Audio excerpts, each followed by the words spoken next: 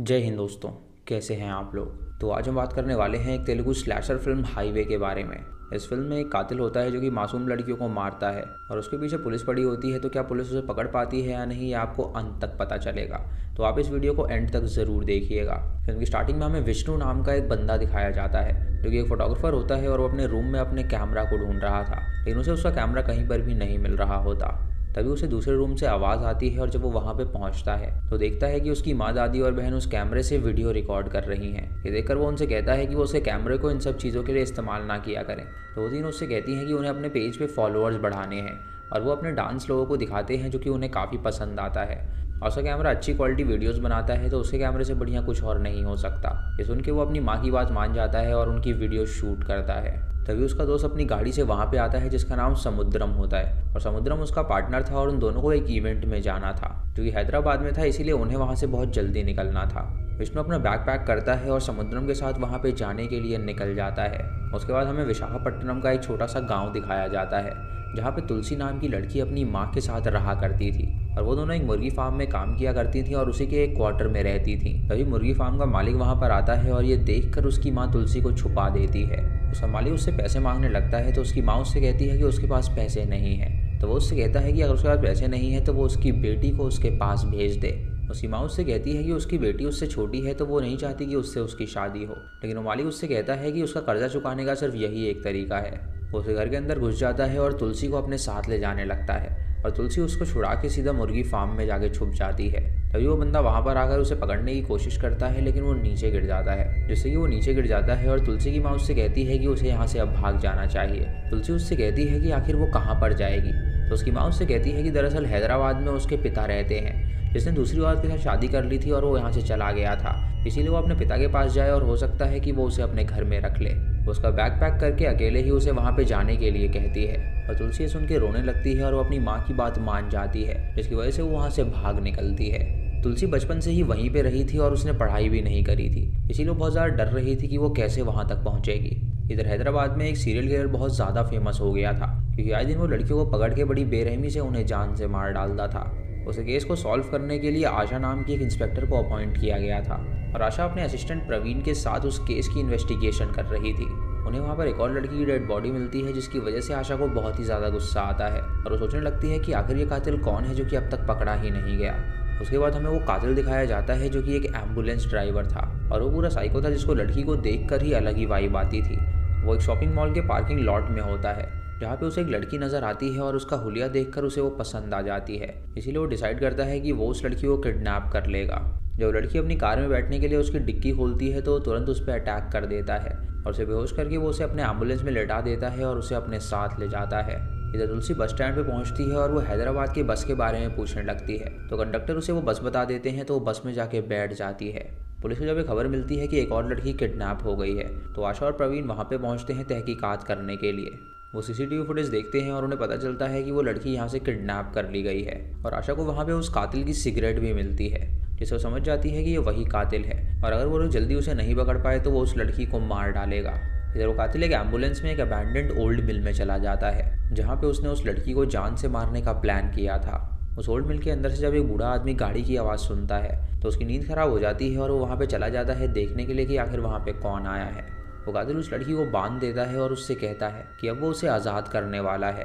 वो लड़की बहुत ज़्यादा रो रही होती है लेकिन उसे कोई भी फ़र्क नहीं पड़ रहा था और वो एक कैंची से उसके कपड़े फाड़ देता है क्योंकि अब वो उसका शरीर काटने वाला था।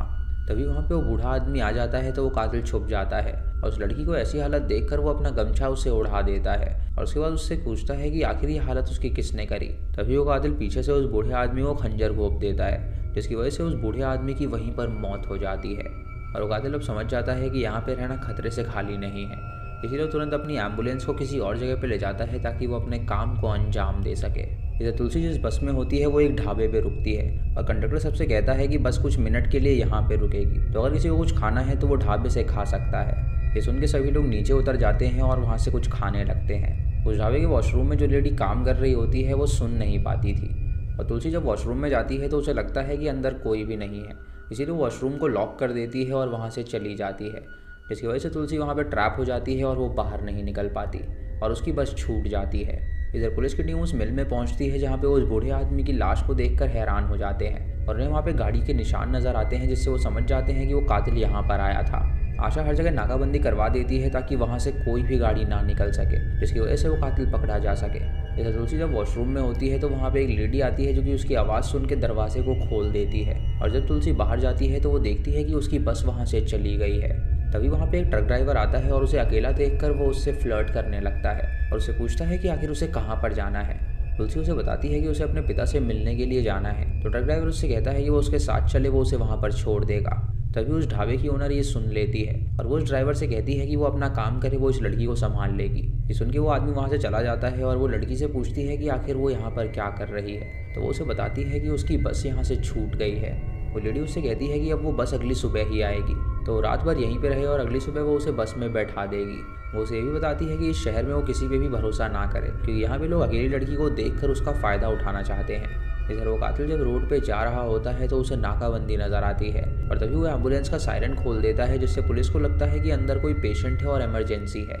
इसीलिए वो लोग उसे वहाँ से पास होने देते हैं और वो कातिल बच जाता है। इधर विष्णु और उसके दोस्त की गाड़ी खराब हो जाती है, जिसकी वजह से वो आगे नहीं जा पा रहे थे। इसीलिए वो लोग डिसाइड करते हैं कि वो पास ही के ढाबे पे जाएंगे, जो कि विष्णु की बुआ का था। इधर वो कातिल उस लड़की को एक सुनसान जगह पर ले जाता है और वो अपने इक्विपमेंट्स निकाल लेता है उसे जान से मारने के लिए।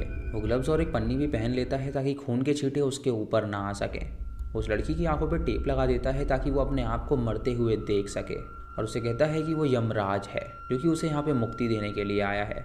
उसके बाद वो एक सर्जिकल नाइफ से उसे काट डालता है, जिससे उस लड़की की मौत हो जाती है और वो उसकी लाश को वहीं पे फेंक के वहाँ से निकल जाता है। उसके बाद वो पास ही के एक लॉज में जाता है ताकि वो वहाँ पे स्टे कर सके। लेकिन रिसेप्शन पे जो बंदा होता है वो उसे रजिस्टर देता है ताकि वो वहाँ पे रजिस्ट्रेशन कर सके, लेकिन वो कातिल अपने साइन वहाँ पे नहीं करना चाहता था। इसीलिए वो उससे कहता है कि वो यहाँ पे प्राइवेटली रहने के लिए आया है। ये सुन के वो बंदा उसे वहाँ से तुरंत जाने के लिए कहता है और वो कातिल उसे जान से मारने के लिए जाता है, लेकिन तभी उसका मन बदल जाता है और वो उसे रूम दे देता है वहाँ पे रहने के लिए। अगली सुबह विष्णु और उसका दोस्त उस ढाबे पे पहुँचते हैं, जहाँ पे उसकी बुआ देखकर उसे बहुत ज़्यादा खुश हो जाती है। उन दोनों को चाय पिलाती है और उन दोनों से एक मदद मांगती है। उनसे कहती है कि यहाँ पे एक लड़की आई है जिसका नाम तुलसी है और उसकी बस छूट गई है, तो वो लोग उसे बस तक छोड़ कर आएँ। ये सुन के विष्णु उससे कहता है कि वो भी उसी रास्ते जा रहा है और वो उसे बस तक छोड़ देगा, जिससे कि वो अपने पिता के पास जा सकेगी। जब विष्णु उस लड़की को देखता है तो उसका दिल उस पर आ जाता है, क्योंकि तुलसी उसे बहुत ज़्यादा सुंदर लग रही थी। इधर पुलिस को नदी किनारे उस लड़की की लाश मिलती है और वो वहाँ पे आ जाते हैं इन्वेस्टिगेशन करने के लिए। आशा अपनी टीम से कहती है कि वो हर एक सीसीटीवी फुटेज को चेक करें और जो भी गाड़ी वहाँ से निकली है वो बारीकी से उसके अंदर देखें। अगर वो कातिल यहाँ से निकला है तो वो हाईवे पर होगा और वो उससे बस 4 घंटे पीछे हैं और वो उसे पकड़ भी सकते हैं। इधर विष्णु और उसका दोस्त भी तुलसी को लेकर हाईवे पे निकल जाते हैं ताकि वो उसे उसकी डेस्टिनेशन तक पहुंचा सकें। उससे बात करने की कोशिश करते हैं, लेकिन तुलसी बहुत ज़्यादा डरी हुई थी और वो उनकी बातों का कोई भी जवाब नहीं दे रही थी। इधर आशा और प्रवीण जब उस कातिल को ढूंढ रहे होते हैं तो उन्हें एक लॉज नज़र आता है और वो उस लॉज के अंदर जाते हैं और पूछताछ करने लगते हैं, जहाँ लॉज का रिसेप्शनिस्ट उन्हें बताता है कि यहाँ पे एक आदमी रहने आया है जो कि प्राइवेटली रह रहा है और उसे रजिस्ट्रेशन करने से भी मना कर दिया था। ये सुन के वो उसके रूम में जाते हैं और उन्हें वहाँ पे कोई भी नहीं मिलता, जैसे वो समझ जाते हैं कि वो यहाँ से भाग निकला है। इधर तुलसी विष्णु को बताती है कि वो अपने पिता से मिलने के लिए जा रही है और वो बहुत ही गरीब घर से है, जिसकी वजह से उसकी माँ उसका भार नहीं सह पा रही थी और उसे ये नहीं पता कि उसके पिता उसे एक्सेप्ट करेंगे भी या नहीं। इधर वो कातिल जब आगे जा रहा होता है तो हाईवे पे उसे एक ढाबा नजर आता है, जहाँ पे उसकी नज़र काम करने वाली लड़की पे पड़ती है और वो उस ढाबे पे रुक जाता है ताकि वो उसे अपना शिकार बना सके। वो उसे टी का ऑर्डर देता है और उसे पता चलता है कि उसका छोटा भाई भी वहाँ पर मौजूद है, इसीलिए वो उसके छोटे भाई को अपने साथ ले जाता है और उसे जान से मार डालता है ताकि वो उस लड़की को बिना किसी बाधा के किडनैप कर सके। जब वो उस लड़की को किडनैप करने के लिए जाता है तो अचानक से वहाँ पर उनका बाप आ जाता है, जिसकी वजह से वो वहाँ से भाग निकलता है और वो अपना शिकार नहीं कर पाता। इधर विष्णु एक जगह पे गाड़ी रोकता है जहाँ पे वो लोग चाय पीते हैं और विष्णु अपने दोस्त से कहता है कि ये लड़की कहीं पे भी घूमी फिरी नहीं है, तो क्यों ना वो लोग इसका मन बहलाने के लिए इसे एक अच्छी जगह पर लेकर जाएं, जहाँ पे उसे काफ़ी मज़ा आएगा और उसके लिए एक नया एक्सपीरियंस होगा। ये सुन के उसका दोस्त मान जाता है और वो सभी वहाँ पर जाते हैं और उस हिल पे जाते ही वो लड़की बहुत ज़्यादा खुश हो जाती है और हंसने लगती है। इधर पुलिस उस ढाबे पे पहुंचती है जहाँ पे उन्हें उस लड़के की लाश मिलती है, जिससे ऐसा समझ जाती है कि वो कातिल यहाँ पर आया था उस लड़की को किडनैप करने के लिए और जब उसका भाई उसके रास्ते में आ रहा था तो उसने उसे मार डाला। उन लोगों ने उस लॉज के रिसेप्शनिस्ट से उसका स्केच भी बनवा लिया था और वो अपने ग्रुप में उसे फॉरवर्ड कर देते हैं ताकि अगर वो कहीं पर भी नजर आए तो वो पकड़ा जाए। अब रात को विष्णु, तुलसी और उसका दोस्त एक जगह पे पहुंचते हैं जहाँ से बस मिल रही थी और विष्णु तुलसी को उस बस में बैठा देता है और उससे कहता है कि यहाँ से वो आगे अकेले जाए क्योंकि उसे एक इवेंट में जाना है और अगर वो लेट हुआ तो उसे डांट पड़ेगी। वो उसे अपनी कंपनी का फ़ोन भी दे देता है और स्पीड डायल में अपना नंबर डाल देता है और उसे कहता है कि अगर उसे किसी भी चीज़ की ज़रूरत हो तो वो उसे कॉल करके बता दे। सुन के तुलसी रोने लगती है क्योंकि वो भी मन ही मन उसे पसंद करने लगी थी। जब ड्राइवर बस को स्टार्ट करता है तो अचानक से वो बस स्टार्ट ही नहीं हो रही थी, जिसकी वजह से ड्राइवर उससे कहता है कि उन्हें अब दूसरी बस पकड़नी होगी। जिससे उनके सभी पैसेंजर्स नीचे उतर जाते हैं और तुलसी को समझ में नहीं आता कि वो क्या करे, इसीलिए वो तुरंत विष्णु को कॉल करती है, लेकिन विष्णु अपना कॉल नहीं उठा रहा था। तभी हम उस कातिल को देखते हैं जिसने तुलसी को देख लिया था और वो उसे अपना शिकार बनाने के लिए जाता है, लेकिन तभी वो ट्रक ड्राइवर वहाँ पर आ जाता है जो कि तुलसी से कहता है कि वो उसे अपने ट्रक में ले जाएगा ताकि वो अपने पिता से मिल सके और तुलसी उसकी बात मान जाती है और उसके साथ उसके ट्रक में चली जाती है। लेकिन तुलसी को ये नहीं पता था कि वो आदमी उसका फ़ायदा उठाने वाला है। इधर विष्णु जब तुलसी के कॉल्स को देखता है तो वो हैरान हो जाता है और तुरंत उसे कॉल करता है, लेकिन उसका फ़ोन नॉट रीचेबल आ रहा था। उसका दोस्त उससे कहता है कि वो अकेले ही इवेंट में चला जाएगा। तो तुलसी बहुत ही मासूम लड़की है, कहीं वो कोई दिक्कत में ना फंसी हो। विष्णु जब यहाँ पे पहुँचता है तो देखता है कि ना वहाँ पे बस है और ना ही तुलसी है। तो बूढ़ा आदमी उसे बताता है कि एक लाल कलर का ट्रक में बैठकर वो गई है। ये सुन के विष्णु अपनी गाड़ी मोड़ता है और हाईवे पे जाने के लिए निकल जाता है ताकि वो उस ट्रक को पकड़ सके। इधर वो ट्रक ड्राइवर तुलसी को एक सुनसान जगह पर ले जाता है जहाँ पे वो उससे कहता है कि वो उसका दिल खुश कर दे और वो उसके पिता तक उसे छोड़ देगा।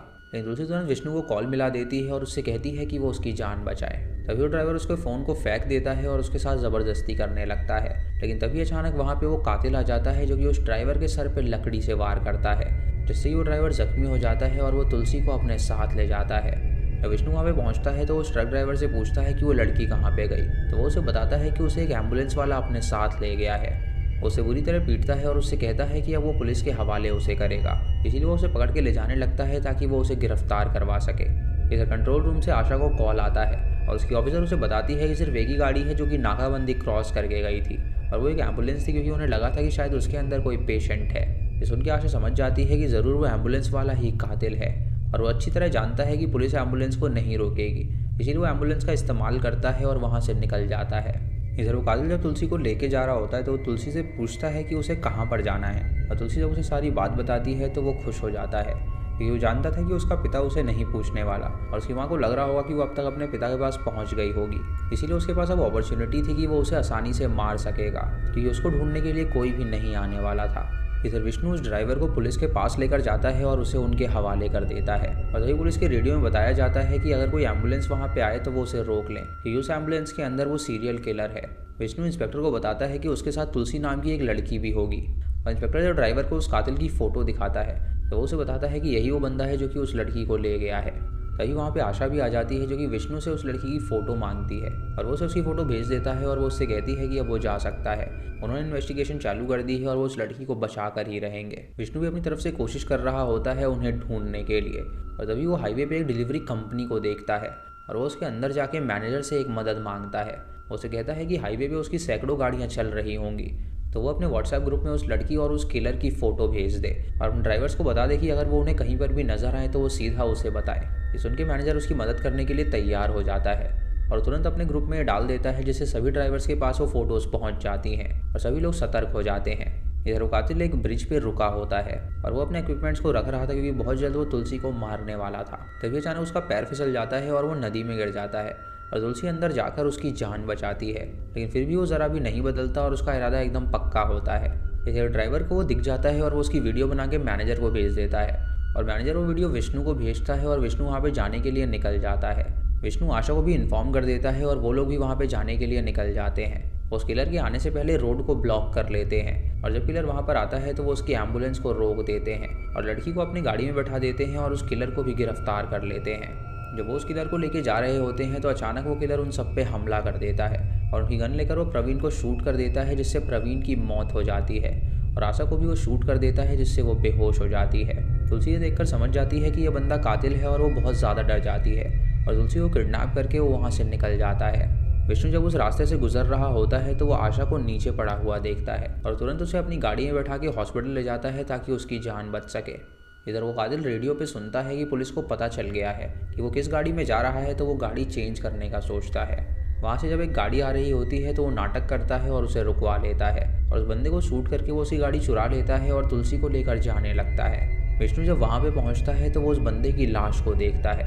जैसे वो समझ जाता है कि वो यहीं से गया होगा तो वो उसका पीछा करने लगता है। अब वो कातिल एक टाइगर रिजर्व में घुस जाता है ताकि वो तुलसी को वहाँ पे मार सके और वो उसे लेकर एक अबैंडन्ड घर में चला जाता है, जहाँ तुलसी उससे पूछती है कि आखिर वो ये क्यों करता है। तो वो उसे बताता है कि बहुत पहले एक लड़की ने उसे धोखा दे दिया था, जिसके बाद उसे लड़की जात से ही नफरत होने लगी और वो जब भी किसी लड़की को देखता है तो उसे उसके अंदर उसकी एक्स ही नज़र आती है। इसीलिए वो उन लड़कियों को जान से मार डालता है। वो उससे कहता है कि उसका तो कोई भी नहीं है तो उसे बचाने कौन आएगा। तभी विष्णु वहाँ पे पहुँच जाता है और तुलसी को ढूंढने लगता है। जब वो कातिल ही सुनता है तो वो हैरान हो जाता है और वो तुलसी से पूछता है कि आखिर वो है कौन। तभी तुलसी एक लकड़ी से उस पर वार कर देती है और विष्णु के पास चली जाती है। लेकिन कातिल वहाँ पर आकर उन दोनों को बुरी तरह पीटता है। वो विष्णु को जान से मारने ही वाला होता है, लेकिन तभी वहाँ पर एक टाइगर आ जाता है जो कि उस कातिल को मार डालता है और उसकी लाश को अपने साथ ले जाता है, जिससे विष्णु और तुलसी की जान बच जाती है। अब ये कहानी न्यूज़ में आती है और तुलसी और विष्णु अपना बयान देते हैं और वो दोनों अब सेफ थे और इसके साथ ये मूवी यहीं पर ख़त्म हो जाती है। तो दोस्तों ये थी इस फिल्म की कहानी, जो कि काफ़ी ज़्यादा थ्रिलिंग स्टोरी थी। और आपको ये कहानी कैसी लगी आप हमें कमेंट सेक्शन में ज़रूर बताइएगा। चैनल पे नए हैं तो इसे सब्सक्राइब करें और बेल आइकन दबाएं नोटिफिकेशंस के लिए। और दोस्तों वीडियो को लाइक और शेयर करना बिल्कुल मत भूलिएगा। तो मैं मिलता हूँ आपको अगली वीडियो में, तब तक के लिए जय हिंद।